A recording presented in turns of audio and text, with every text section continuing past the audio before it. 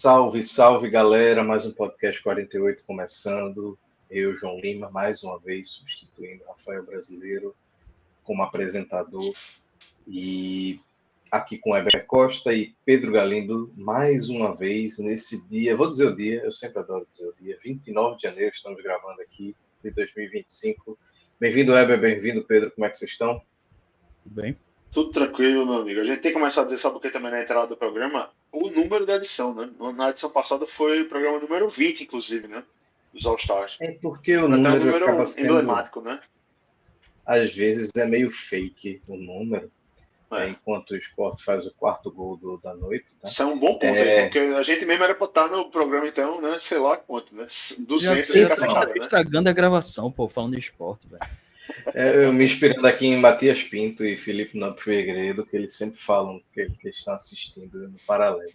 Mas enfim, o ponto que eu ia dizer é que a gente começou lá atrás, a gente gravava semanalmente, né? E aí, em algum momento, a gente perdeu a quantidade, porque, por exemplo, nos playoffs a gente fazia um formato diário.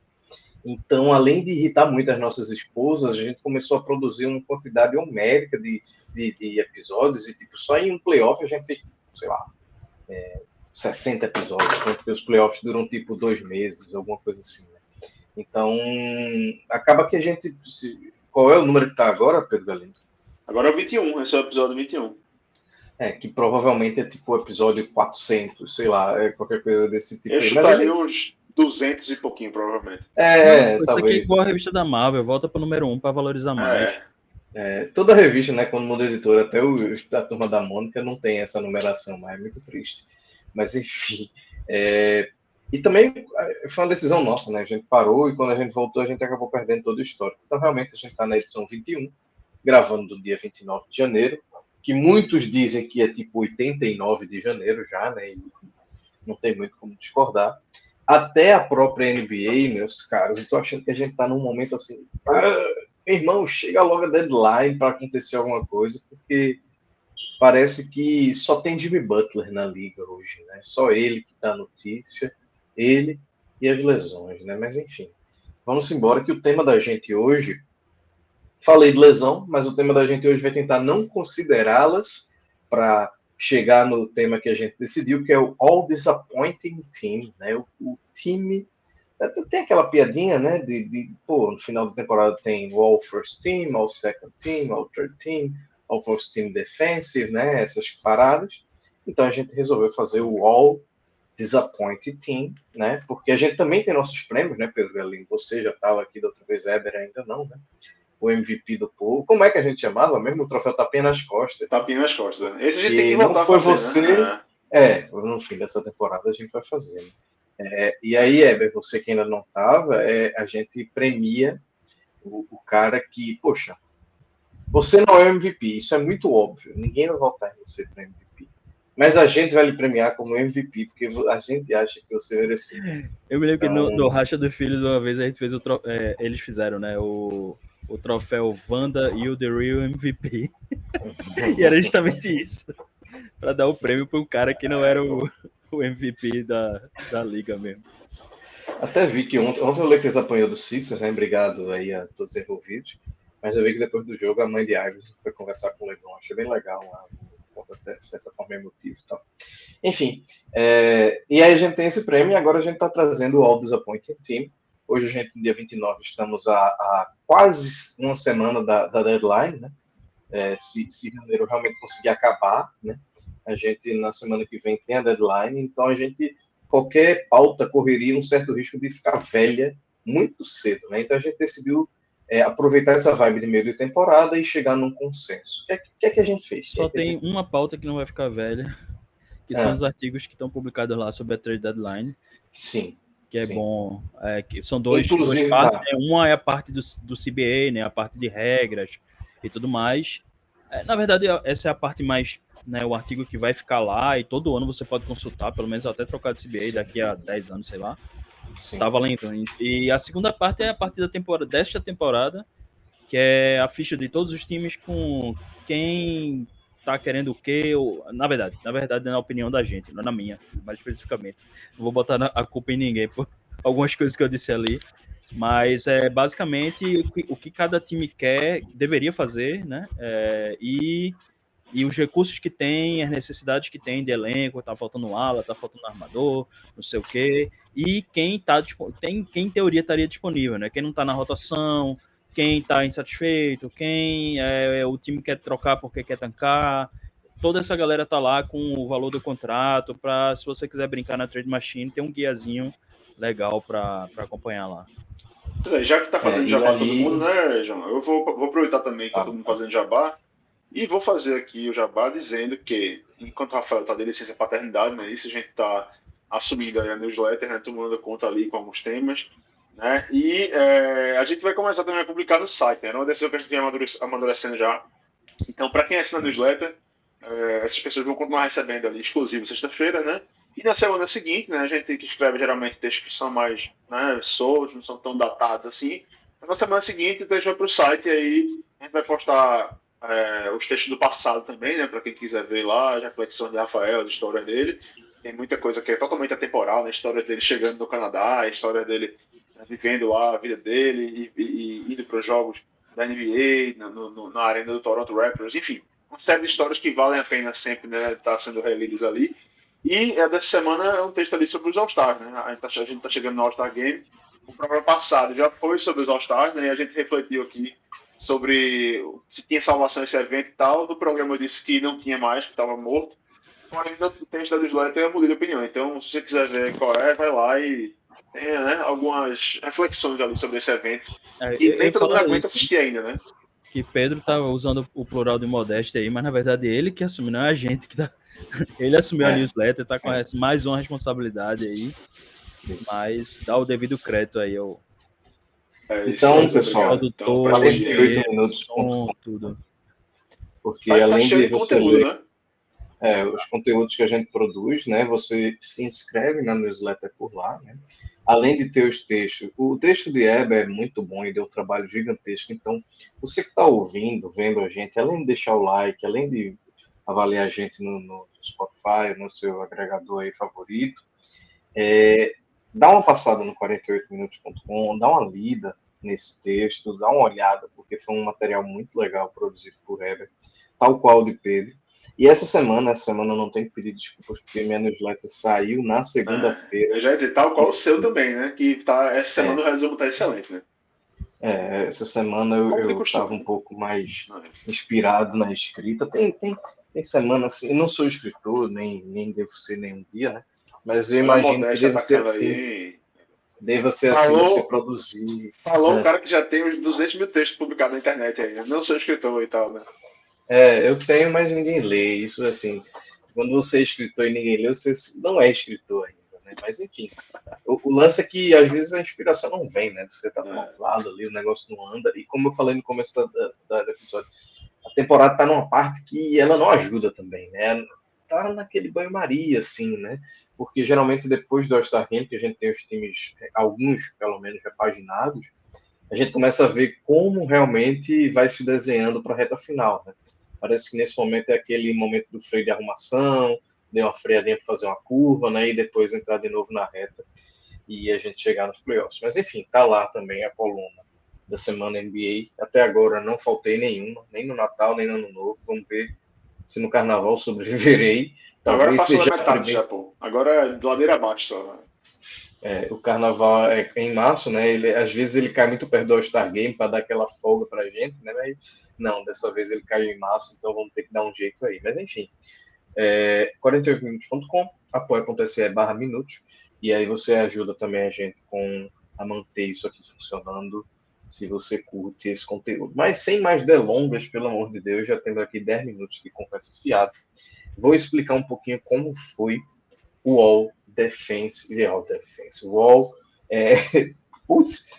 Disappointing Team, né? A gente simplesmente votou lá, né? E aí não teve uma unanimidade, eu queria dizer para vocês, a gente separou alguns nomes, Heber separou alguns nomes, a gente foi lá e votou, nós do podcast, Rafael, Lucas, eu, Heber e Pedro, e não teve uma unanimidade, né? Então, o mais votado aí, já posso escalar? Como é que vocês querem? A gente Nossa, montou né? um time, né? Um quinteto, né? De Montamos jogadores um que quinteto, estão. a gente vai montar também uma pequena rotação, provavelmente, né, por causa dos votos, mas a escalação ficou assim, o capitão seria o Paul George, né, seguido de Ben Adebayo, Markkanen e Marcus Smart, né, e aí o Caio Kuzma finalizaria esse quinteto inicial, né, então foi a nossa, não ficou propriamente, faltou um armador, e realmente faltou, porque a gente não achou nenhum armador decepcionando a gente até agora, né? Mas ficou um pouquinho. Esse time entraria em quadro tranquilamente na NBA de hoje, assim, dá para essa line-up aí joga muitos minutos, inclusive. Então, eu queria começar aqui. Eu vou começar com o Pedro, porque aí sobra um pouco para ele falar. Que é o seguinte: por que Paul George foi tão. É quase óbvio, mas ao mesmo tempo, qual o espírito de decepção com ele? E lembrando, né, quando ele saiu do Clippers e não lembro quem foi que disse, Eber vai lembrar vocês também, Foi Norman que Powell, né? foi uma adição pela Foi subtração. Norman Powell, Né? falou. Então, o pessoal do Clippers talvez não esteja decepcionado, mas por que a gente está? Veja só, João Lima. Essa temporada, né, a gente sabe que Paul George, assim como os outros seus co-astros ali no Sixers, né, enfrentaram problemas de lesões. Né? O Sixers passou boa parte da temporada sentindo a falta de um, de dois ou dos três. Né? Então, foi uma temporada que, como de costume também na carreira de Paul George, né, afetada por lesões. Só que eu acho que assim, já dá pra gente dizer, né, no momento que a temporada chega aí na sua metade, né, 42, 43, 44 jogos, Paul George ele teve presente em 30 partidas do Sixers, né? Então ele tem uma participação boa, razoável até no time, no desempenho do time, né? E o desempenho do time, como a gente sabe, né, tá muito abaixo nessa temporada e dá para dizer, acho que tranquilamente, né, que o desempenho do time está muito abaixo porque o desempenho dele está muito abaixo, né? Porque ele era para estar carregando esse time, né? Assim como o Tyrese Maxey. Acho que foi todo o conceito da chegada dele ao Sixers, justamente o cara para carregar o time na noite que Embiid esteja lá fazendo o seu descanso ali, né? Para voltar, sabe lá quando, né? Mas é um cara que ele daria uma certa cama ali para o Sixers poder, né, segurar a temporada regular, mesmo sendo um cara com lesões ao longo da carreira, né, mas ele poderia, né, dar essa força a mais ao time na temporada regular e quando chegar no playoffs ele fazer, né, o que ele faz, que a gente está acostumado. Mas indo para os números dele mesmo assim, a gente vê logo que o plus-minus dele está negativo, né, pela primeira vez em bastante tempo na carreira dele. Né. Assim, acho que não teve só a temporada de rookie dele que ele teve um plus-minus negativo. E agora ele está com plus-minus de -8, né, em média da temporada. A pontuação também, uma, mais baixa da carreira também, muito tempo, né, 17,1, né, desde, sei lá, 2012, 2013, que ele não pontuava nesse nível, né. Então, assim, e continua com minutos razoáveis, né, mais de 32 minutos ali. Então, assim, é um cara que está menos eficiente, né, e essa palavra não é problemática atualmente, mas é um cara, um jogador que parece, como eles dizem lá, uma sombra de si mesmo, né? Acho que ele tá essa temporada meio que nesse modo assim. E é por isso que é frustrante, sabe? Eu acho que ele encabeça o time e foi votado por todo mundo, porque eu acho que ele consegue, né, ser essa frustração nos números, né? E ser essa frustração mesmo de você ver ele em quadra no teste visual mesmo, e você vê ele fazendo a diferença muito pouco, né? Para o jogador que ele já foi. Então eu acho que ele recebeu tantos votos por isso, sim. Inclusive é surpreendente, foi surpreendente quando eu vi que ele tinha jogado 30 partidas. Porque você não sente que ele tá jogando tanto assim. Ele tem tido lampejos do jogador que ele é. E uma coisa que sempre teve boa dele assim é que ele era muito consistente, né? Todo jogo ele tinha ali uma, duas roubadas de bola, ele metia umas duas, três bolas de 3 pontos. Ele sempre foi um cara que pontuou bem, mesmo quando ele chutava mal 3 pontos, ele metia umas bolas e tal. Sempre foi um cara que teve uma média de pontos muito alta. E assim, a gente tem visto isso só muito esporadicamente agora, lampejos mesmo, assim. Não tô dizendo que ele não vai voltar a ser, que ele não tem mais um nível e tal, mas o que a gente tem visto não é isso. Ele acabou, parece que ele tá com uma fratura no dedo agora, e aí vai ficar mais um jogo sem jogar, né? Isso vai piorar mais ainda a situação do Sixers. Enfim, eu acho que realmente é aquela coisa, né? Também o fato dele ter E isso é importante a gente falar, a questão das lesões, né? Porque, por exemplo, a gente não botou Embiid, não botou não sei o quê, não botou Zion, porque esses caras a gente já esperava que iam se lesionar, então a gente não quis colocar, tipo, e até a lesão não é culpa do cara, né? Apesar de se falar muito de Embiid e tal, não sei o que, mas a lesão não é culpa do cara. Ele até tem, inclusive, tem baita azar, porque ele dão na cara dele, e não sei o quê, e ele cai com a cara no chão, e quebrou a cara já umas 3 vezes. Então, assim, não é culpa do cara. Acontece. Mas a partir do momento que o cara tá jogando muito, só para concluir isso, já fica um pouco mais difícil. Consolidado, cristalizado, né? Essa imagem. Né? De você dizer, não, o cara tá lesionado. Pode ser que a lesão tenha atrapalhado o desempenho, mas se ele tá jogando, né? E antes de te entregar aí, João, mas só para contextualizar, os Sixers, que a gente fala que a situação tá difícil, o Sixers tá 18-27, né? Tá 40% na temporada. Ele é o primeiro time ali. Abaixo dele já tem o Toronto Raptors e o Brooklyn Nets com 14 vitórias. Então, assim, é uma situação que ele tá ali na iminência do play-in ali, mas mesmo pro play-in, né, é uma situação bem perigosa mesmo, assim. Tá com cara de realmente de tancar mesmo, assim, até, né? Eu ia até perguntar, caramba, tô dando uma pequena vontade de espirrar aqui por causa da alergia, mas vamos lá. Eu ia até perguntar a vocês se esse lance de Paul George é um pouco de falta de leitura nossa, de esperar que ele viesse desempenhar algo que ele talvez não fosse mais capaz de desempenhar. E aí eu tô falando, Paul George entrou na liga em 2010, tá? Vão fazer 15 anos agora, quando a gente terminar essa temporada. Mas, ao mesmo tempo, assim, eu mesmo me respondi pensando, ele não dava necessariamente esse indício de queda. Por mais que ele perdesse muitas vezes, jogos no Clippers, era como assim, quando ele joga bem. Sim. Né? E agora, ele é preocupante, pelo menos para mim, porque ele chegou, acho que ele tem 34, nem todo cabeça isso aqui. 34 e um quebradinho, tá mais perto de 35 do que... E ele chegando nos 34, tipo, na NBA de hoje, 34 na minha cabeça, é aquele cara de 31, 32 um tempo atrás. É a 14ª temporada dele na liga, isso agora. Que você, tipo, 31, 32, você diz, talvez eles... Depende do atleta, muitas vezes. 31, 32 é auge, tem um cara que teve um auge 2 anos antes, mas está jogando bola ainda, né? Então, assim, não é um velho inútil, e muito pelo contrário, a tendência é que essa coisa vai se prolongando, né, por causa dos tratamentos e tudo mais. Joey, só para reforçar teu argumento aí, ano passado ele jogou 74 jogos, 2.500 minutos, e foi uma das melhores temporadas da carreira dele, em termos de eficiência, de pontos, de tudo, assim. Então, assim, é natural que se espera. Tanto é que o Golden State queria contratar ele, né? E não contratou porque o Clippers não quis fazer sign and trade para o Golden State, obviamente, não, o rival de liga.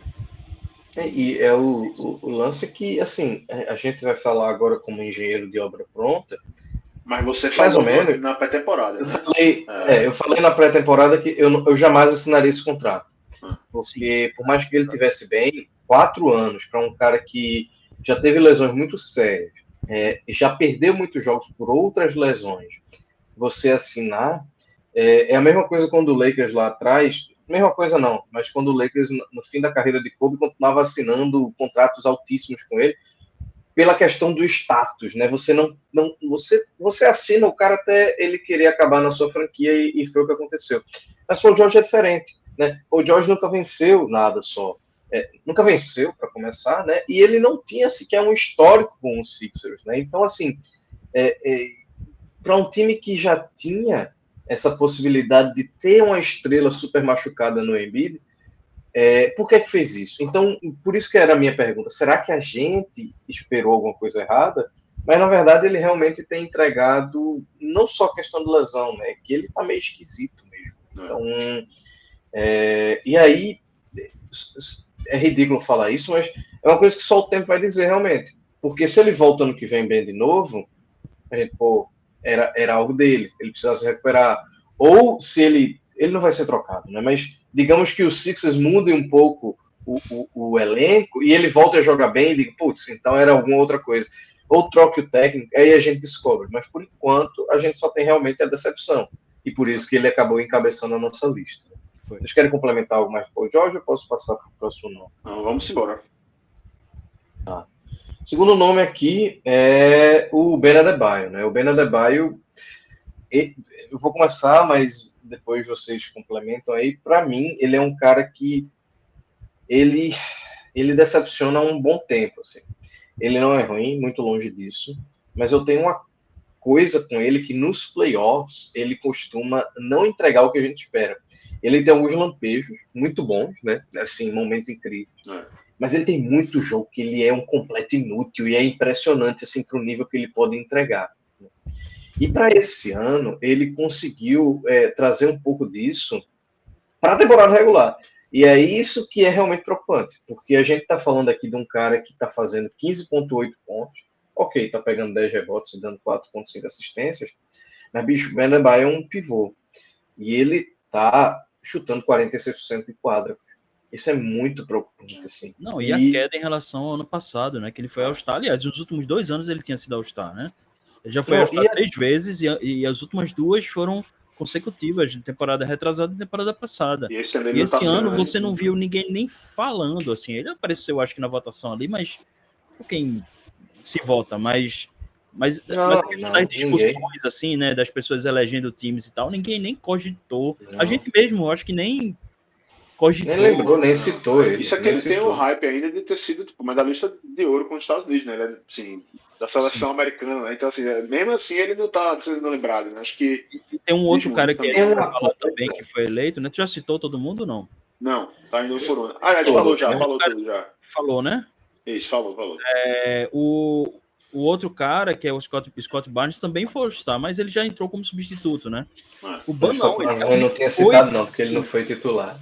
Mas tudo bem, tá tudo bem. Não, ele não entrou como substituto não, depois de... Não, foi banqueiro, né? Foi banqueiro que entrou... Ah, tu tá dizendo do All-Star passado.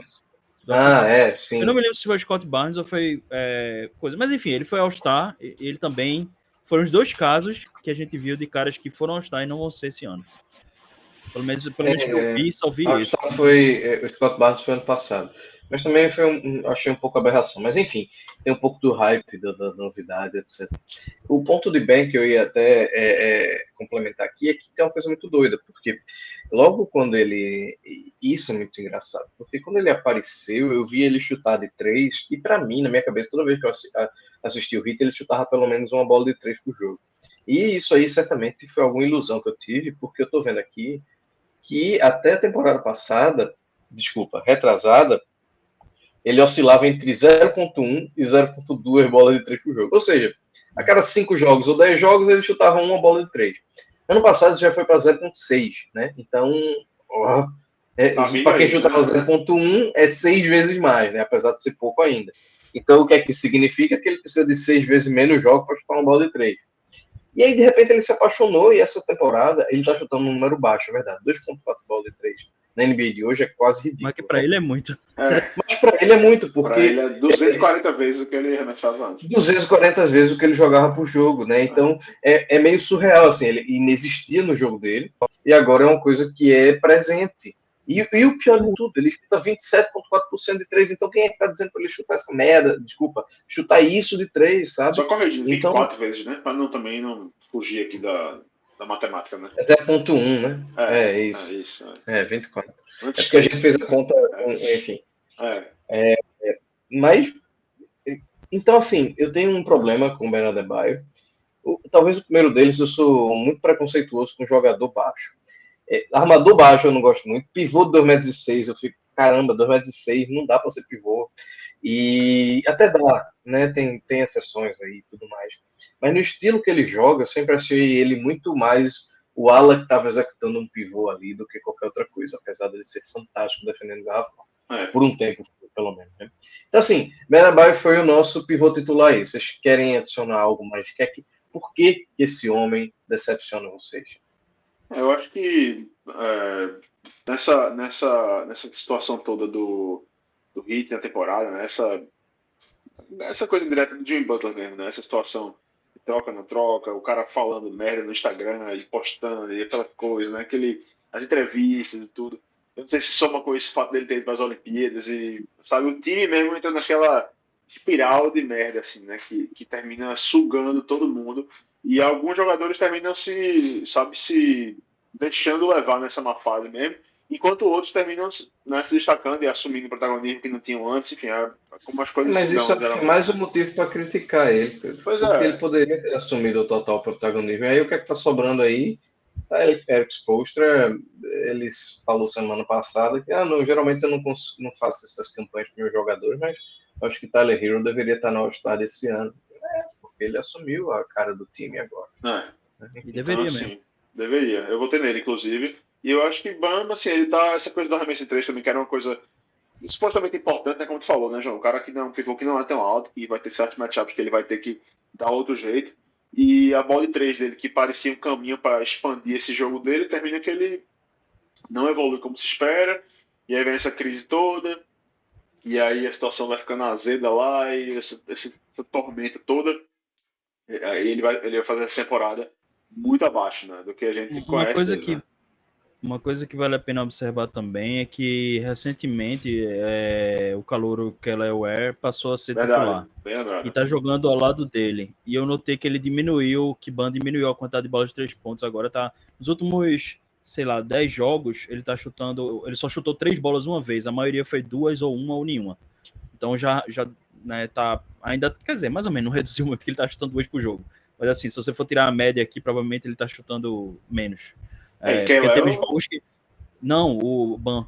Sim, Porque então, justamente o Kelé, ele isso. joga, ele tem essa bola de fora, né? Então ele tem jogado como se fosse um. Ele me lembra muito o Chris Bosh, assim, Lembra.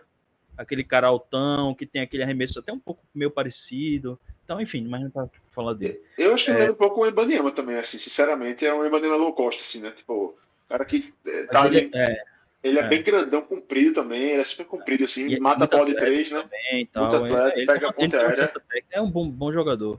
É. Mas é interessante ver como é que vai ficar essa coisa agora, sabe? Porque eu tinha até colocado no guia, pô, o Miami precisa de um ala pivô. E aí, Kelly vem fazer. Eu sabia que Kelly estava fazendo essa função quando eu botei no guia, mas ele começou agora. E aí tem que ver se é interessante mesmo, porque é aquele velho caso do calouro que entra na liga e você tem que botar o cara para jogar de PF, porque ele não tem condições de jogar de pivô ainda, porque ele não aguenta, né? E a maioria Aham. dos, como aconteceu com o Ivan Mobley, como aconteceu com outros caras. Isso. Mas aí Ban também, ele vai ficar cada vez mais, talvez ele voltando mais essa coisa realmente ser pivô e menos.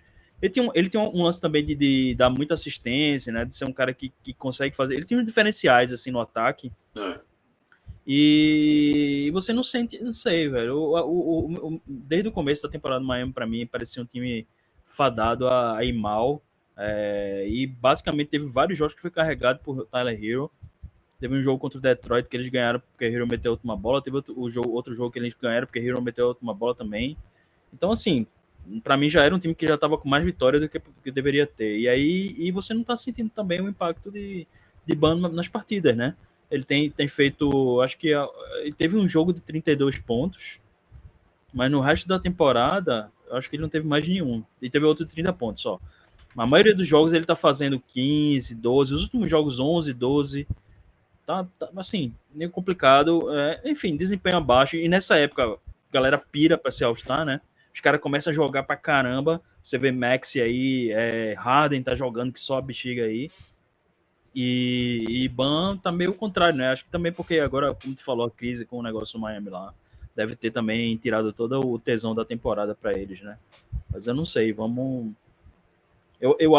O fato é que ele tá muito abaixo. Muito abaixo em tudo, chutando mal de 3 pontos, chutando muito e mal de 3 pontos, aproveitamento ruim no ar, ele é um cara mais técnico, se esperava bem mais. Keléo, né, assim, só para não perder o bonde poderia. também, só, João, desculpa, só para completar, com o prêmio de Rookie of the Year totalmente em aberto, assim, né, esse mês ele jogou bem para entrar na briga, assim, ele tá agora já sendo citado e é um cara para ficar de olho Ele é aí. um dos favoritos agora na casa de Pois aposta, é. mas esse prêmio está mudando Sábado deve sair semana a semana. o calor do mês, né? Então pode ser até É. É. que ele apareça aí. Ele provavelmente pode até levar, realmente. Mas enfim, o lance de Ben Adebayo também é só para deixar claro, né? você vai ver, não teve jogo de 30 pontos, 15, 20 rebotes na temporada. Teve, e geralmente se espera isso dele. Mas eu acho que passa muito pelo aquilo que eu falei. Quando a gente pega ele no histórico aí de playoffs, por exemplo, ele era aquele cara instável que muitas vezes sumia no jogo, e agora ele está trazendo isso durante a temporada, né? Então o que, é que a gente pode esperar desse cara durante os playoffs agora? Se ele tiver invertido é até melhor, né? Mas provavelmente não é isso, né? Então a decepção vai um pouco disso mesmo. Ele é um cara Agora, muito essa mais coisa da capaz pontuação é realmente assim, no momento em que o Heat está precisando, né, de alguém que puxe essa pontuação, né? E eu acho que pelo status que ele tem, pelo que ele joga, ele tá puxando essa pontuação para 20, 25 pontos, assim, né? Já que não tem time, Tyler Hero se matando lá, era para ele, assim, enquanto líder, capitão desse time, assim, né? Como ele, acho que ele até já foi capitão e não é mais, inclusive, então, o Jimmy Butler era o capitão. Depois eu vou buscar essa informação. Mas era para ele estar puxando essa fila da pontuação aí mais frequentemente, né? Com certeza. Enfim, nosso próximo nome aqui é o Lauri Markkanen, né? E aí me preocupa um pouco, porque no contexto ele é aquele cara que acabou de renovar o contrato, ele é aquele cara que a gente já sabia que não ia ser trocado nessa temporada, por causa já falamos isso diversas vezes, né? Da época que ele assinou o contrato, né? Tem que ser 6 meses de distância para a deadline, então ele assinou no dia 7 ou 8 de agosto, né? Se eu não estou enganado. E então ele acabou perdendo o prazo de ser trocado e fez um contrato grande, está talvez aquele momento que ele esteja mais tranquilo, né? Não é o primeiro momento da carreira que o Markkanen tem esses altos e baixos, né? Eu não sei, eu brinquei, é fã do Bulls, não é, mas eu sei que ele assiste bastante, não sei se ele chegou a assistir o Markkanen no começo de carreira, que era bem interessante, né? Como novato, como segundo-anista. E aí, de repente, depois do segundo ano, ele caiu bastante no Bulls, chegou a ser trocado para o Cavs, né? E no Cavs ele teve uma temporada bem qualquer coisa, né? Foi parar no Utah Jazz. E no Utah Jazz ele enfurdeceu ali há três temporadas, Eu né? acho que, na verdade, ele no Cavs ele teve uma subida de produção, né? Eu acho, na última temporada. Não, peraí, ele só jogou uma temporada no Cavs, né? Só jogou uma temporada, né? Ele foi enviado na troca do Donovan Mitchell, é isso? Foi isso mesmo. Aí no Utah ele bombou, foi isso mesmo. Foi mal, desculpa. Isso. Que foi bem inesperado. Todo mundo, do nada, esse cara tá fazendo 26 pontos por jogo e tal. E aí, depois que ele ganhou o Most Improved Player, ele veio caindo, né? Ele fez 23 no ano seguinte, e nesse ano não tá fazendo nem 20 pontos. Né? Então, assim, mais um caso, talvez, que a gente esperasse que tomasse conta de um time, né? O Utah, ele teve peças, assim, que, pelo menos até agora, decepcionaram um pouco, né? Tem o Cody Williams, por exemplo, eu lembro de Ever falando dele, mas das chances que ele teve como jovem para tentar se desenvolver, foi um terror, assim, às vezes nem parecia jogador de basquete profissional. Eles perderam o Taylor Hendricks no começo da temporada, que poderia ser um segundo anista interessante. O Elke Kessler, que tem sido talvez o grande nome do time na temporada aí, como um cara muito defensivo, muito bom, reboteiro e pontua com eficiência, né? Mas caramba, eu esqueci o nome do armador, Weber, me salva. De quem? Que virou banco agora. Não. É o Keontae George? Keontae George. Que é novo e todo mundo. Porra, tava no hype de dizer: esse cara vai tomar conta do time com o Markkanen também não. Então, assim, a pergunta para vocês é: existe aí duas coisas. Existe o Markkanen, um histórico dele que mostra que ele tem altos e baixos realmente entre as temporadas, ou existe também o fato dele estar num time que sei lá o que tá aí acontecendo. Isso aí eu ia falar, porque teve uma declaração dele essa semana falando sobre essa questão dos times perderem. E ele falou que, acho que foi ontem que eu li isso, que ele falou que os times nunca deveriam perder, que não é, tipo, não tem sentido, blá blá, falou um monte de coisa assim. Basicamente, eu acho que uma das coisas que eu sinto que incomodou muito, não só os jogadores como o técnico, foi quando ano passado o Utah estava bem e trocou os caras. Aí eu acho que isso deu uma desmoralizada geral lá, porque todo mundo ficou muito pior. Desculpa te interromper, mas eu achei que a citação ele diz: eu acho que os atletas sempre querem competir. Eu entendo que algumas organizações ao redor da NBA queiram perder de propósito, né, como você estava falando, mas eu acho que isso sucks, né? Isso é uma porcaria, né? Na tradução, qualquer coisa aqui. Deveria haver um jeito melhor de construir os elencos. Ele ainda falou isso, né? Que é claramente uma crítica, né? Porque existe um jeito melhor de construir os elencos do que necessariamente perder o tempo todo. E ele finaliza com do jeito que tem sido, eu entendo, mas essa é a minha opinião. E aí talvez aquele ponto que eu falei, né? Também um pouco de frustração de dizer, bicho, não aguento mais perder, assinei aqui uma coisa, não posso nem ser trocado agora, e enfim, mas ele nunca também teve um perfil assim de dizer, bicho, ó, esse cara agora num time vencedor. Quem chegou mais perto foi o Golden State ano passado, né? De ir atrás dele. Enfim, voltem aí vocês dois. Eu falei ano passado, mas na verdade eu acho que foi mais entre o retrasado e o passado. Que aí tinha Malik Beasley, tinha Kelly Olynyk, que estava jogando muito bem no Utah, foi trocado pro Toronto, né? Então, assim, eu acho que ele deu uma desestimulada mesmo no cara. Eu acho que rolou isso. Mas ele realmente, como tu falou, sempre teve altos e baixos. Uma coisa que eu sempre critiquei, ele melhorou depois do tempo, mas ele tem uma forma de arremesso que ele tem uma tendência a cair para trás. Por isso que ele erra muita bola de 3 pontos. Agora tá um pouco melhor. Mas eu até brincava. Uma vez eu postei uma foto, a comparação de Markkanen arremessando com Kevin Love arremessando. Era tipo Kevin Love completamente ereto, assim, reto, arremessando por cima, e ele caindo para trás, assim, tipo, sem ninguém, sem marcação, sabe? É uma tendência do cara, e aí eu acho que ele deu uma melhorada e tal, mas enfim, esperava-se que com esse time que não tem opção nenhuma, ele tivesse destaque. 22-23, que é o time que você falou, foi ruim. Mas, assim, foi um time de 37 vitórias, 45 derrotas. Que talvez seja aquele tipo de time que a gente diz, bicho, ó, um negocinho aqui e a gente vai competir, né? E esse time tinha ele, né, como naquela temporada de Most Improved Player, tinha o Jordan Clarkson como aquele cara que era titular, inclusive, mas fazendo 20 pontos por jogo, aquele velho pontuador clássico. Sim. E aí tinha Colin Sexton, Malik Beasley, como você falou, vindo do banco, Chris Dunn, Kelly Olynyk, como você falou, bem pra caramba também, pivô titular ali, fazendo 13 pontos por jogo. O Taylor Horton Tucker, depois de ter chutado do Lakers, e o Mike Conley.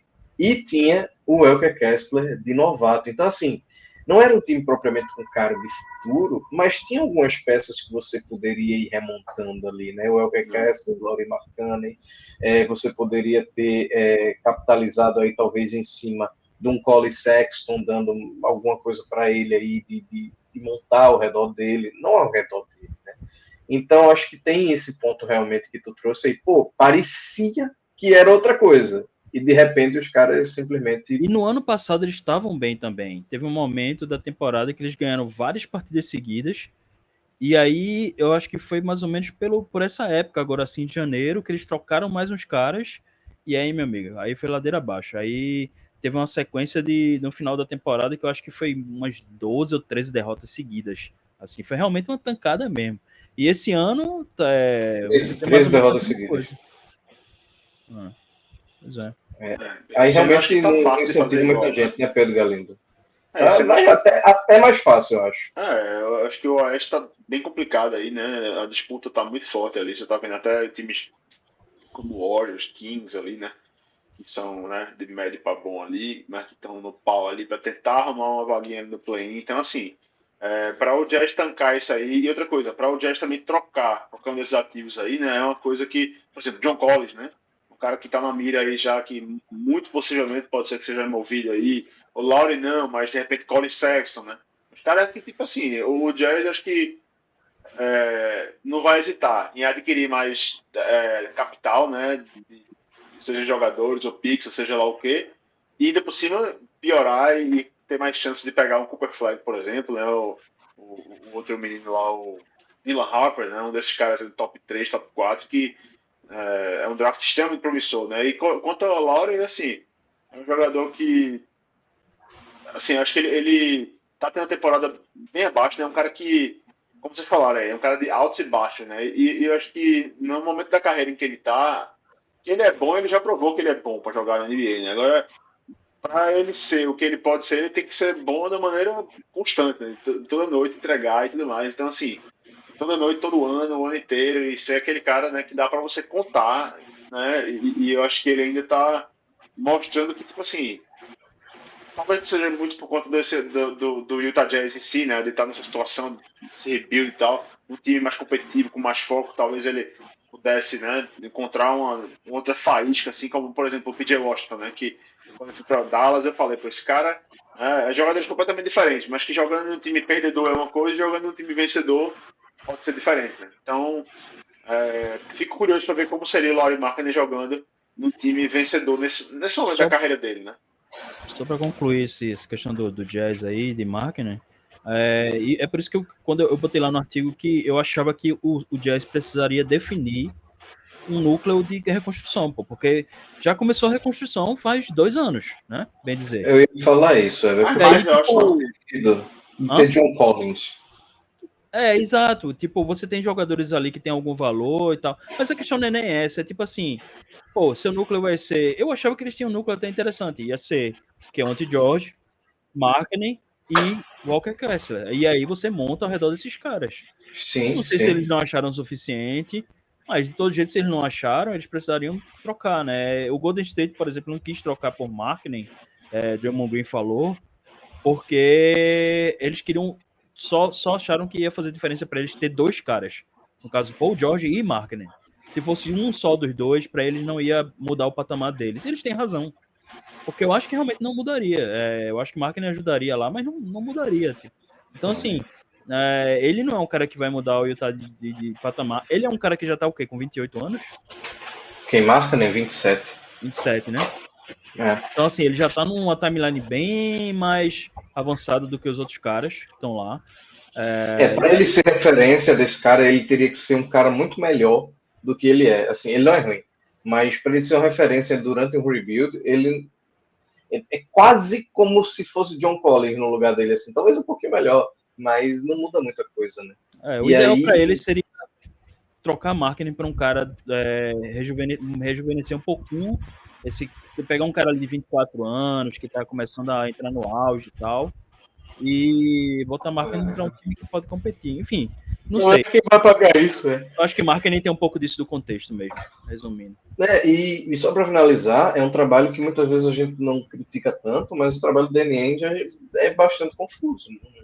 Assim, de cara, você olha o elenco e vê, para que eu tenho Jordan Clarkson? Para que eu tenho John Collins? Para que eu tenho até Colin Sexton? Aproveita que ele está chutando 41% de 3 e troca. Aproveita. Garanto que tem muito time que queria ver esse cara como sexto homem ali vindo do banco. Então, aí fica o Colin Sexton saindo do banco atrás de Collier, que é um dos piores calouros da liga, horrível. Isso. Lógico que é bom ele ter espaço, mas não titular, pô. Tipo, tá ligado? Enfim, time que quer perder mesmo. Aí fica um negócio meio. E tem um núcleo jovem de muita gente assim, quer perder? É porque é mercado pequeno, é verdade. Porque tem que vender ingresso, é verdade. Mas, tipo, você não vai vender ingresso se você ficar nessa meiota aí também, né? Então, você tem aí uns caras que, sei lá, né? Tem esse Bryce sem sabor aí, que, sei lá, ele já tá jogando bastante. Boa, mas tá muito claro. Mas porque falta regularidade, mas você tem um núcleo aí que você tem, decide, vai colocar Collier, então, para que eu tenho Keontae aqui? Não, então deixa Keontae completamente titular. Coloca Cody Williams para jogar com ele ou não coloca? Tem aquele Johnny Juzang, que também eu não entendo. É uns caras que, tipo, o Juzang ele é velho e ao mesmo tempo é novo. Ele tem 23 anos, mas parece que ele está na liga há 60 e não tem tempo. Então, a questão toda, para a gente não se estender muito, é que a decepção com o Markkanen talvez seja mais ainda uma decepção com o Utah Jazz. E o jeito que eles mal conduzem essa formação de elenco, que no fim das contas para que deu 5 anos de contrato para Markkanen se é esse o time que está aí com ele agora? Enfim.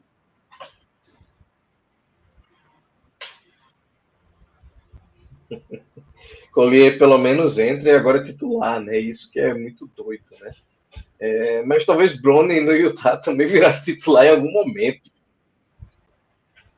Né?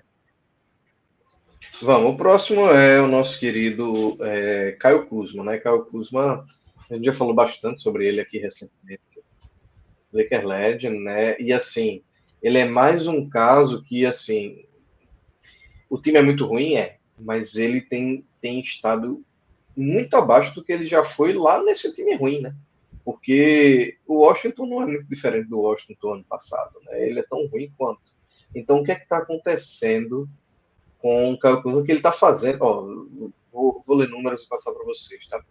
Kuzma, quando ele deu aquela estourada, na verdade ele estourou bem como novato do Lakers, né? Fez 16 pontos por jogo. No segundo ano ele fez quase 19, então. E aí o pessoal nessa época dizia, como torcedor do Lakers exagera, e não sei o que, parará. E aí pegou nele, porque ele caiu para fazer 13 pontos nos 2 anos consecutivos. E ele foi pro Washington, fez 17, e aí 21 e 22 nos 2 anos seguintes. Meu amigo, Kuzma tem 29 anos já, né? Caramba, que coisa maluca, uma carreira já longuinha na NBA. E aí chegou nesse ano, ele tá fazendo 14,3 pontos, chutando 42%. E Pior chutando temporada. 27% Pior temporada de da 3 carreira em pontos. tudo. É Assim, impressionante. eu lembro que a gente metia muito pau nele no Lakers. E, assim, os piores anos dele chutando de 3 no Lakers foi 30% e 31%. Quando ele saiu do Lakers, ele saiu chutando 36%. E esse 36%, é muito engraçado isso, é a melhor marca dele na história. Ele nunca chutou mais de 36%. Mas agora ele está chutando 27,3%. Então a pergunta que eu tenho, vou começar por Pedro, essa é: será que também Kuzma não se encaixa num perfil que a gente talvez esteja esperando um pouco demais, e o que ele está entregando é o que ele tem mesmo para entregar muitas vezes?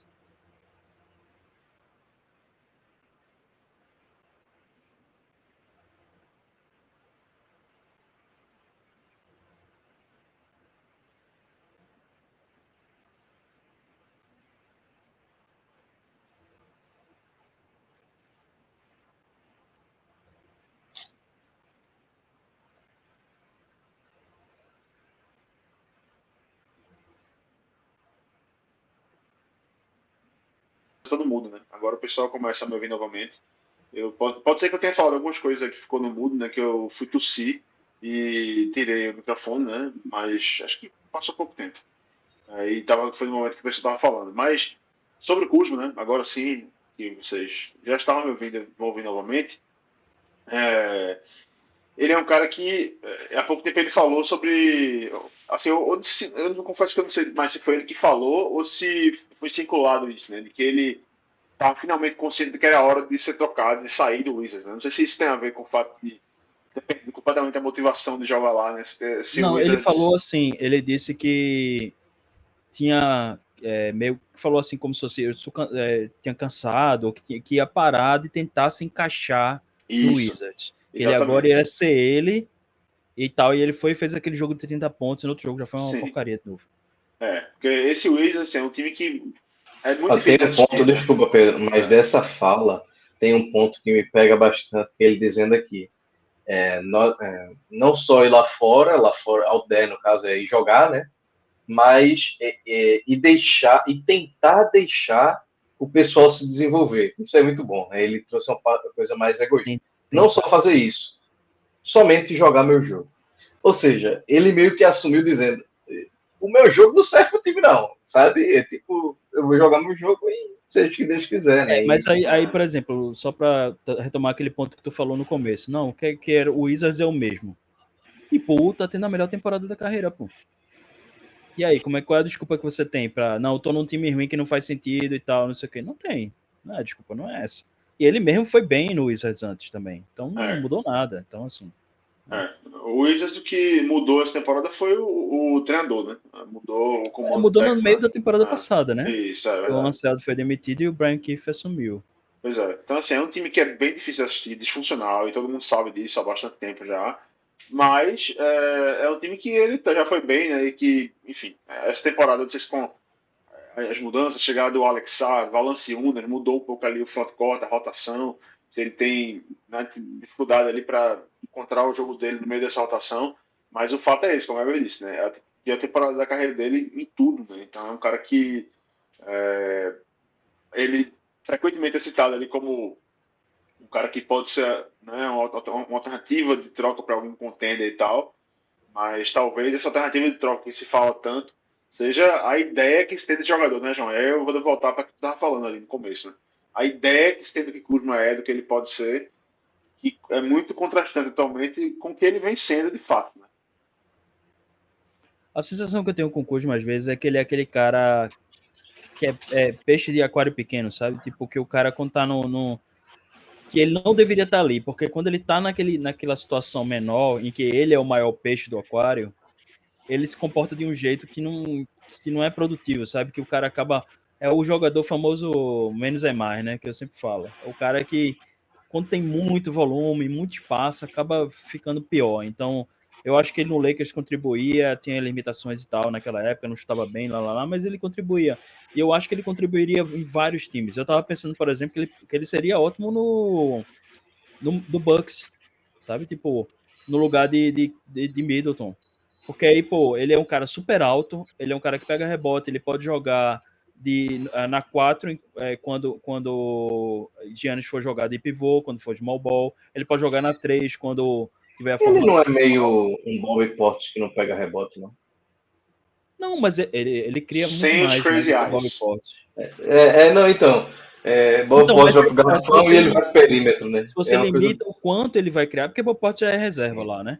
Seria um Ah, cara para ser titular mesmo. E como o Bucks é um time super caro, para o contrato dele decrescente, né, que a gente sempre fala, seria maravilhoso. Né? Tem alguns caras que têm contrato decrescente que ajudariam bastante os contenders, né? Então, é um cara que eu ainda acho que é titular na NBA, nunca jogou em nível de All-Star nem nada desse tipo, mas é um tem uma cara que carinha de Utah Jazz, não tem não. não, eu acho que ele seria igual o Markkanen lá, assim. Eu acho É, que o Markkanen é um cara exatamente. técnico.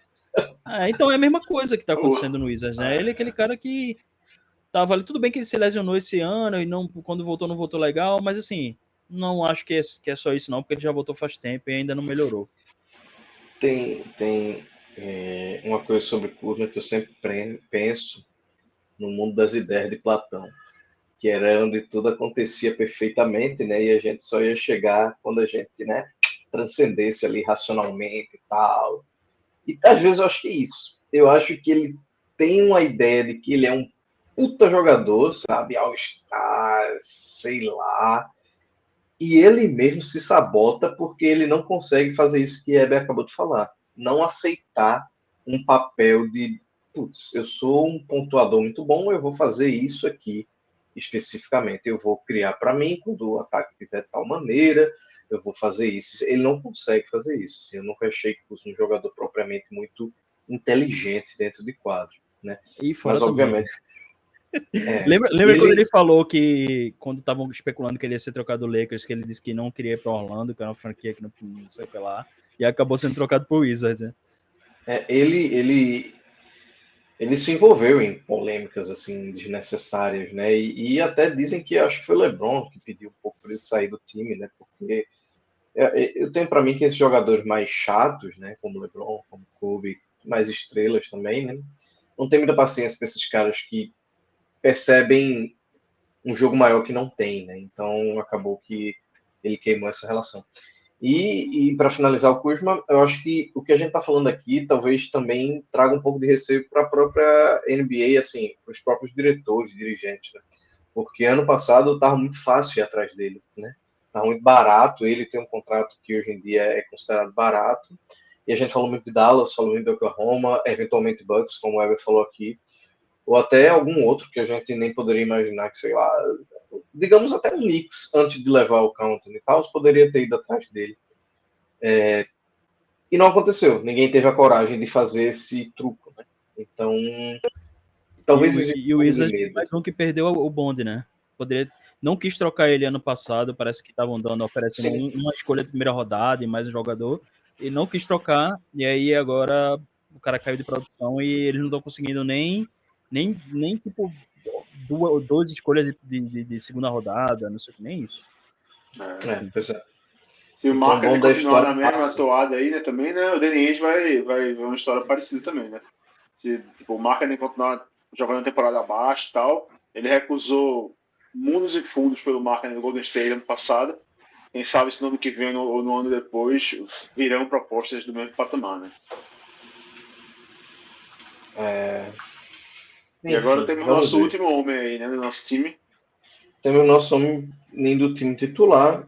é um cara que eu particularmente nunca fui muito fã. Mentira. Eu gostava dele como novato, né? Eu assistia muito porque era uma época que o Lakers vivia de ir atrás de draft, né? Então, o Smart saiu ali em 2014, né? E, bem, Marcus Smart, né? Como eu já falei aqui. E eu achava realmente que ele tinha vindo ali de Oklahoma State, tinha uma capacidade assim. Na época eu enxergava muito ele como slasher, um número um ali que infiltrar muito, etc, etc. E eu tenho para mim que como ele se desenvolveu, ele virou uma carreira muito engraçada, assim. Ele nunca foi um pontuador, obviamente. E aí, há alguns anos, ele ganhou um prêmio para dar uma chancela de ser um grande defensor. Mas hoje ele está numa coisa assim que o impacto dele defensivo não justifica a permanência dele em quadra pelo buraco que ele é ofensivo. Né? Então, o Marcus Smart, esse ano, com 30 anos de idade, a gente estava falando de auge, 30 anos de idade, está jogando 21 minutos por jogo, fazendo 9 pontos, chutando 33% de 3 pontos, ainda com volume alto, 4,8 bolas por jogo. Né? Não é igual antigamente, né? Eu lembro que eu assistia às vezes o Boston dele e me irritava profundamente. Eu que odeio o Boston me irritava. Eu imagino o torcedor Eu sei o que tu vai como é que falar. ficava. Quando ele ia pro ataque, estava todo mundo indo ainda, ele simplesmente parava e arremessava de três, como se ele fosse um armador, como se ele fosse um grande Aqueles chutador. jogos que ele chutava 10 bolas de 3 pontos. Se ele 10 bolas. acertasse, se os deuses do Ele é basquete meio quisessem que do ele acertasse, o Morquinho. Boston ganhava. Se ele errasse como Não, normalmente ou ele acontecia. fazia 30 pontos, ou ele fazia zero e ninguém olhava na cara dele. Ele é o meme daquele gordinho que fica arremessando bolas a ismo, assim, né? Aquele GIF. Então, o Marcus Smart, para mim, eu nem sei. Everton tem a votação aí. Eu não sei, eu acho que eu não votei nele. Ele teve. Ele botou Eu 3 votei nele. votos nele. Foi Pedro, Lucas e Rafael. Eu não votei nele porque, sinceramente, eu não espero muita coisa dele. Eu acho que ele é esse jogador que eu não gostaria de ter no meu time hoje, sabe?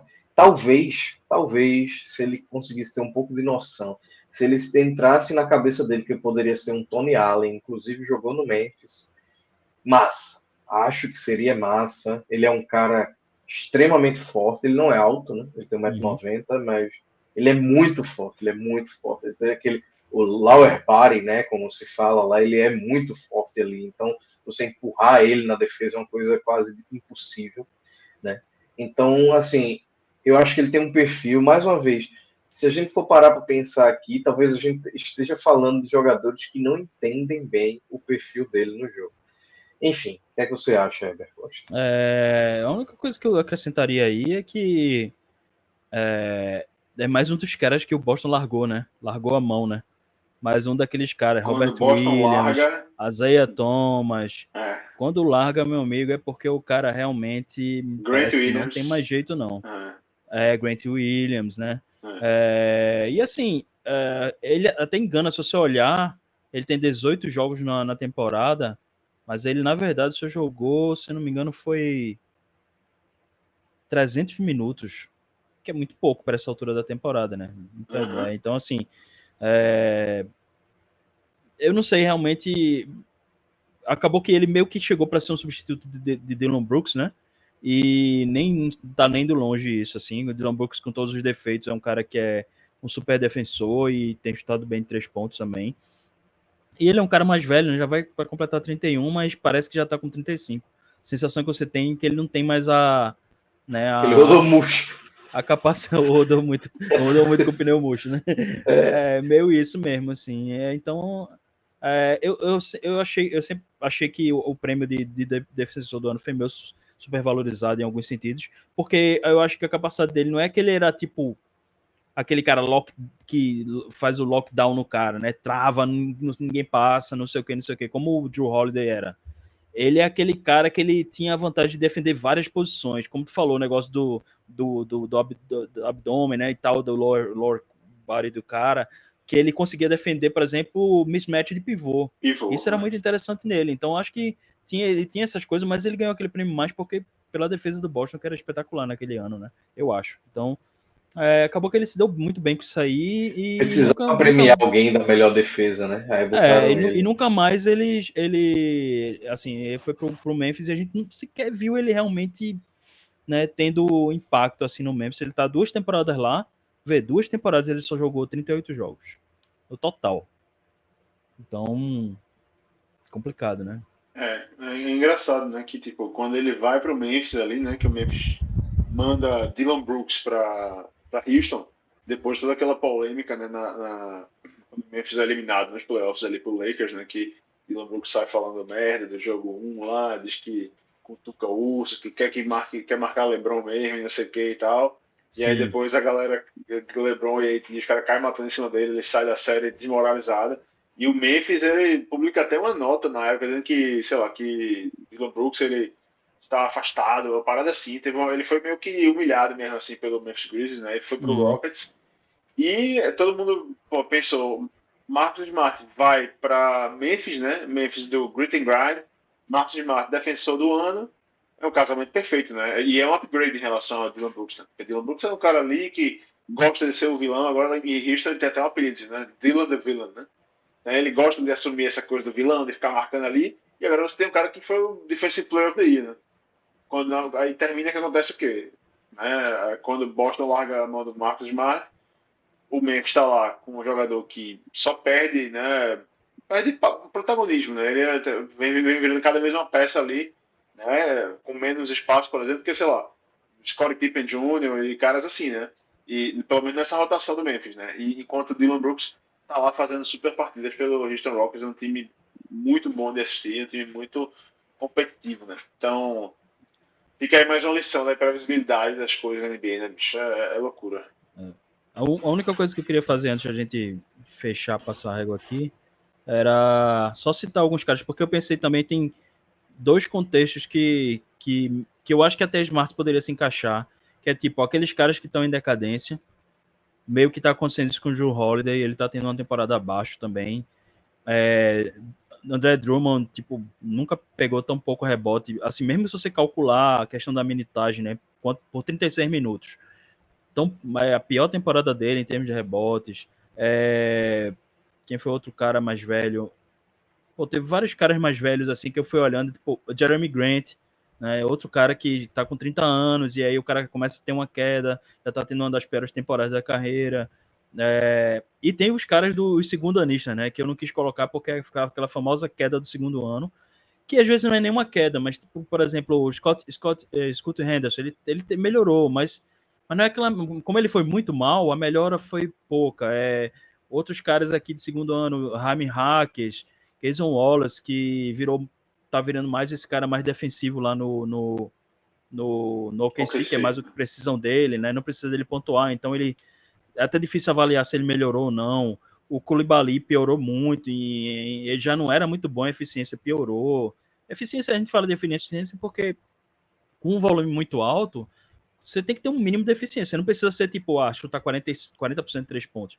Mas você tem que chutar um mínimo, porque senão suas postes começam a prejudicar o time, né? Então, por isso que quando eu falo eficiência, é muito nesse sentido, assim. O Brandon Miller também é outro que parecia que não ia ter uma temporada muito melhor do que o ano passado. Jalen Green tem tido altos e baixos, tem jogado pra cacete uns jogos, aí passou 20 jogos jogando mal, aí voltou agora a jogar bem que só. E acaba que na média a temporada dele tá igual à temporada passada. Então, tem esses caras que eu acho que vale a pena citar. Clarkson, que já é um cara mais intermediário, né? Que poderia ter entrado nessa votação aqui também. Então, assim, tem vários caras que estão tendo uma temporada bem abaixo, mas que realmente a gente acabou votando nesses aí como os piores mesmo. Então agora a gente pode ir, né, João? Já eu tô meio que me metendo aqui agora, né? Mas e para os nomes que receberam votos também, né? Teve alguns. Porque eu tô com o cronômetro do programa aqui, né? Então quando eu tô chamando. Eu vou. Eu acho que a gente pode ir para a reta final com esses nomes, né? Porque a gente teve. Tem um nome que eu não sei se eu concordo tanto, que recebeu aí 2 votos. Um eu sei que foi de Eber, eu não sei quem foi o outro, que foi o Scottie Barnes. Eu particularmente acho que é difícil. E aí talvez seja injusto com os outros que a gente jogou pelo time disfuncional, mas o Toronto também tá uma palhaçada nessa temporada que colocando uns caras, Jamal Chad, aí tem aquele outro que eu já esqueci o nome, que é o canadense de 26 anos, novato lá, e aí de repente não sei quem, e aí Devin Carter, né, aquele que veio... Não, Devin RJ Carter é novato. Barrett voltou a ser o RJ Barrett do Knicks, né? Ele enganou a temporada Então, assim, passada e agora ele tá... Eu que votei em Scottie Barnes também. Um cara que, assim, nessa disfuncionalidade do Toronto, eu acho que até é injusto, porque eu acho que ele nem deveria ser All-Star no ano passado. Então, assim, a gente comparar que ele foi All-Star, mas, assim, eu continuo achando um cara bom, não me Deixa eu decepciona, citar só os caras que receberam votos aqui, que a gente não citou. Lucas votou em Kuminga, que realmente tá tendo uma temporada muito abaixo. O que é estranho, porque ele tá dependendo de contrato, né? O Lucas também votou em Halliburton, que tá tendo altos e baixos. Tá, realmente, recuperou tá um pouquinho agora, né? Não recuperou um pouquinho, mas ele ainda tá com a média... Ele tá dando, tipo, 3 assistências a menos do que a média do ano passado. Tá pontuando 2, 3 pontos a menos que a média do ano passado. No fim, começou muito mal, né? Ele começou muito mal, aí melhorou, mas ainda tá tendo uns jogos altos e baixos, assim. O negócio é que o Indiana, como um todo, melhorou bastante, né? Inclusive, o Indiana tá ganhando aqui do Pistons. E a Isaiah Stewart foi expulso de novo aqui, deu uma cotovelada no cara aqui. Mas o outro cara que recebeu o voto foi o Jeremy Grant, que eu citei, John Lima. Eu votei em DeJounte Murray, que eu acho que tá pavoroso, simplesmente pavoroso. Se você for olhar assim, tudo que ele tá fazendo tá ruim. Mas ok, ele começou a temporada com a mão quebrada, ele quebrou a mão logo no começo da temporada. Eu acho que não justifica muito, porque quebrar a mão não é tipo... Tá entendendo? É o tipo de coisa que se você recupera, ok. Não é uma coisa de tendão, não é uma coisa de músculo, de perna, que você impede. Por exemplo, a lesão de Halliburton, eu acho que justifica muito do que como o jogo dele caiu, assim, de qualidade, né? Que não foi tanto também. Foi tipo, sei lá, ele tá 20% pior do que ele era. Que ainda é um baita jogador, né? Mas DeJounte Murray realmente tá trágico, assim, no New Orleans. Então a gente teve esses nomes aí. Jeremy Grant foi o que eu votei também. Acho que ele tá muito decepcionante. Outro que o Portland perdeu de trocar logo e agora tá desvalorizado, né? Porque o contrato dele não era tão ruim quando ele assinou. Eu até quando a galera falou que deram um contrato desse para Jeremy Grant, mas eu até comparei o mesmo contrato que Middleton recebeu 2 anos antes e que ele tinha a mesma produção de ataque e tudo mais. Tava tudo certinho. Só que aí ele começou a lesionar, o time entra em rebuild, aí o cara começa a jogar menos, aí não sei o que, pronto, agora ele já tá muito mal, e com 30 anos você não sabe se ele vai voltar, né, a jogar bem. Ainda acho que ele volta, mas... Os votos ainda que não estavam na nossa lista, assim, né, que a gente adicionou, né, João? Que não receberam voto, mas estavam na lista. Não, e teve os que não estavam na lista, mas que receberam voto, tipo o Nick Claxton, né, sim. Só que não recebeu voto na lista foi Keldon Johnson.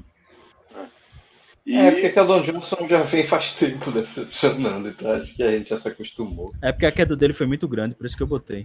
Foi pro banco também agora, né? Enfim, perdeu até a camisa dele, porque era a camisa 3, ele resolveu fazer a deferência pra Chris Paul e entregar a camisa 3. Agora ele é o 0. Perdeu os poderes. Eu botei ainda o Luka Doncic, né? Tipo, sim. Não vou perder muito tempo falando dele agora, acho que vai ter outras ocasiões pra gente falar dele mais pra frente, né? Mas eu votei nele porque é um cara que eu esperava que tivesse, ainda mais depois de perder a final, como perdeu ano passado, né, pra Boston, que ele voltasse com um certo sangue no olho, assim, e dizer, quem manda aqui, eu sou MVP nessa liga aqui, tá? Eu achava que ele iria querer mostrar isso, né? E, enfim, eu me decepcionei que ele, beleza, tá machucado tem um tempo já, mas quando ele teve a oportunidade de atuar, nas vezes que eu vi Dallas antigo por acaso eu assisto mais do que os outros, assim, ele joga às vezes aquela coisa que irrita um pouco, pô. Ele tá reclamando da arbitragem o tempo todo, e você vê que é um cara que podia estar fazendo mais, um aproveitamento de lance livre de 77% para um cara como ele. Então, assim, ele me parece muito displicente às vezes, assim, sabe? A ponto de me colocar já a me questionar realmente sobre se ele vai atingir todo o potencial que a gente sabe, assim, que a gente vê nele. Todo mundo vê o potencial dele, não precisa nem olhar 5 minutos dele jogando. Mas será que ele vai conseguir ser tudo que ele pode ser, né? Como diria Milton Nascimento, né? Vila Borges. Coloca aí essa música pra gente encerrar, mas quando a gente via conversando sobre a pauta, eu até mandei um áudio para vocês, peço desculpa, mas eu estava no trânsito, e eu me peguei justamente pensando nisso, Pedro. Assim, tipo, eu não estou conseguindo ir para academia, mas eu trabalho todo dia lá em Biribeira, eu tenho que pegar o carro, voltar para casa, tenho não sei o quê, tenho um menino para cuidar, tem muita coisa para fazer. Bicho, o Luca, ele faz isso da vida dele, velho. Então, assim, tipo, ele vive numa coisa que a gente chega todo final de temporada perguntando, meu irmão, ele tá acima do peso, claramente. E eu não tô dizendo que todo atleta pensa da mesma forma, mas claramente, para a imagem que ele passa pra gente é que tanto faz, assim, sabe? Tipo, eu não tô tão preocupado com isso. Apesar de ele fazer parte de uma resenha ou outra, aquele negócio do Devin Booker, que mostra uma certa competitividade, parece que para ele já tá ok ali, sabe? Ah, estamos no playoff, etc e tal. Então, assim, não estou dizendo, pelo amor de Cristo, que a lesão dele atual é por causa disso. Não, Mas não é que às vezes realmente parece que ele vai ser esse cara extremamente talentoso que talvez chegue no final da carreira sem conseguir ganhar um um título, título, né? um E aí... MVP, né? Tipo, Eu E ele achei era eu mais achei que uma a essa vez, altura ele já teria ganho o MVP, sabia? é assim, quem é que diria que SGA teria todo um MVP ano, antes dele, tá ligado? todo ano ele começa como favorito agora de MVP, pô. É claro. Você olha nas odds, É. é sempre o Luka Doncic e nunca faz sentido você apostar nele porque Mas, mais ou menos, né? Porque, pô, ele nas últimas, se não me engano, nas últimas 2 temporadas ele teve a maior média de pontos da NBA. Ele foi o cestinha da NBA. Então, Não, assim, e ele é um sabe o cara. que é? não é Deixa eu um falar uma negócio coisa. muito Às vezes absurdo parece o que cestinha para ganhar. ele Acho que isso no era o ano que esperado. KD É foi muito fácil. cestinha, ele. Não, foi ano passado, ele teve 33,9 pontos de É. média, meu amigo. E ele tem Esse isso ano também, ele tá né? com 28. Dele começar a temporada sempre meio ali, de marcha lenta, não importa É, agora. Então, assim, isso prejudica ele, tá ligado? Nessas premiações. é, Ele poderia estar disputando o prêmio de MVP e tudo, e ele aí chega uma hora ele se machuca, né? Aí eita, não exato. vai atingir mais o limite de jogos. Aí pronto, se Cara, e lascou, tá ligado? ano passado ele fez 34 pontos de média e por 0,8 rebote e 0,2 assistências ele não fez temporada de triple-double. Com É, 34 pontos de média. é muito Então o absurdo, ponto é velho. que a barra dele é muito alta É. É, E nas e aí finais talvez também, a né? gente... Tipo, ele tá fazendo uma temporada muito boa esse ano, É. mas pra gente parece que ele tipo, deveria estar melhor, É. né? E aí eu acho que tem 1 milhão de coisas no meio que é tipo, pô, o Luka tem, enfim, vai fazer 26 anos agora. Teoricamente ele tá entrando no auge agora, né? Até porque ele uhum. tá indo de cabeça, eu não lembro, mas ele tá indo aqui pra 7ª temporada dele, Agora né? ele Ele já tá joga como desde 18. profissional há mais de 10 anos já. Tipo, 12, 13 Muito anos bom, já. né? Inclusive o aniversário dele é mês que vem, né? Daqui a um mês. Então, ele é um Tá cara. Eu sempre chegando. penso nesses caras, tipo, sei lá, que começa muito precoce, às vezes termina ainda não É, estendendo tanto a carreira assim. Rubio é muito parecido com isso, né? Só que nunca chegou quando, nesse nível de Luka, né? quando o Pedro falou de Luka, a minha primeira reação foi, pô, é meio difícil falar de um cara que tá cotado para ser All-Star. Mas quando tu falou, assim, da questão né, do patamar que ele podia estar, né? Realmente eu olhei assim, talvez. O problema é que ele também jogou só metade dos jogos até agora, mas tem uma parte disso aí que realmente ele tava. Apesar dele ter tido umas partidas espetaculares esse Teve. ano, pô, se ele tá. Eu acho que esse ano ele não vai estar. Ele sempre teve na corrida de MVP top 10 nos últimos. Aqui, tava vendo aqui no Basketball Reference. 3, Nos 4 últimos anos, né? 5 anos ele teve no top 8 de votação do MVP, né? E na maioria das vezes top 5. Então, eu acho que esse ano ele não vai estar. Eu acho que ele vai ficar um pouco mais abaixo. E Pode ser essa que é ele a não fique pior nem no top temporada. 10. É isso que É uma das piores temporadas dele, tirando a temporada de calouro. Não, eu ia falar que em OBPM, que é o Offensive Blocks Plus Minus, que é por 100 posses, é a segunda pior. Só perde para quando ele era novato. Então, até ofensivamente, que é a grande, obviamente, a grande arma dele, ele não está entregando tanto quanto a gente esperava, realmente. Então, faz sentido a gente ter um pouco de decepção com relação ao jogo dele, né? Mas é porque também ele tem um nível tão absurdo que a gente citou que ele deveria está sempre no altíssimo nível, como, por exemplo, Jokic sempre está. Jokic, esse ano, ele está melhor do que os anos que ele foi MVP. Isso é surreal. E Luka não parece... E é engraçado, porque Jokic também não parece ter essa... né? Mas ele está lá fazendo isso. Então, às vezes, ele está vendendo outra imagem porque ele é um filho da mãe e ele, na verdade, se importa muito com isso.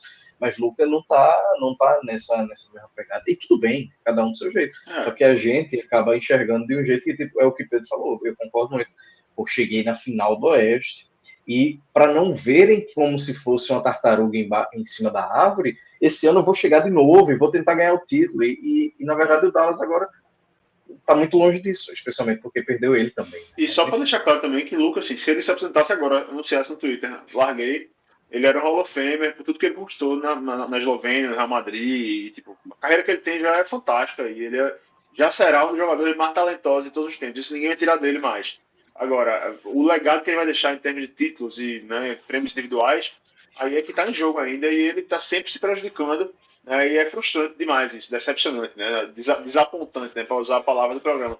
É muito frustrante ver um cara que podia estar brigando, né, por todos esses prêmios individuais, para ser first team na NBA, e tá perdendo porque não tá começando a temporada bem, e aí depois se machuca, e aí depois acontece isso e não sei o quê. E aí quando você vê, sei lá, SGA, vai ser MVP antes dele, talvez. Aí daqui a pouco vem o Embanyama, capaz de ser MVP antes dele. E aí quando você vê, o cara tá com 32 anos e não foi MVP ainda. Aí quando é que vai ser, né? E aí pronto, aí não foi. E aí termina a carreira do cara. Então, eu acho que ele tá dentro dessa meta, assim, de tipo, chegar realmente, né? Onde ele pode chegar. E quando começa esse lance do cara tá com muita lesão crônica, é que fica mais preocupante ainda, né? Que a lesão dele, essa lesão que ele voltou a ter agora, foi a mesma lesão que ele teve ano passado, que é a mesma lesão que ele tinha tido 2 anos atrás. Então, você começa a pensar, pode ser mal, pode de repente a carreira do cara acabar antes, né? E ele sempre perdeu pelo menos 20 jogos por temporada, né? O cara que tá chegando com 26 anos agora, né? Ele não é obviamente um Zion que perdeu metade do jogo da vida, ou 1 em 20, mas começa a ficar acendendo aquele sinal. O Neymar, né? Do PSG. Ainda assim, se ele tivesse jogado uma temporada só, teria sido melhor que Ayton e Marvin Bagley. Rapaz, pô, aí é brincadeira. Eu tava pensando na coisa do tipo, sei lá, daqui a 10 anos a gente ainda grave, feito mais velho ainda que a gente é, e diga, pô, Luka e Trey aposentaram. Só que Trey, por algum motivo, ganhou 2 títulos e Luka não. O que a gente vai falar, né, bicho? Porque, difícil, né? Tipo, obviamente um é muito mais talentoso que o outro. Mas como o Trey também tá longe de ganhar o título, a gente se preocupa. Deixa isso para o João, Pedro e o Weber do futuro. E daqui a 10 anos. É isso, senhores. Senhores, quem ouviu a gente até agora, a gente agradece demais. 48minutos.com, com tudo aquilo que a gente deu de recado no começo do programa. Procure a gente nas redes sociais, deem aquela força. Obrigado por ouvir. Se inscreve no canal, se inscreve no Spotify, etc. E semana que vem estaremos de volta com o programa 22, né, Pedro Galinho? É isso aí, edição 22. Abraço. Tchau, tchau.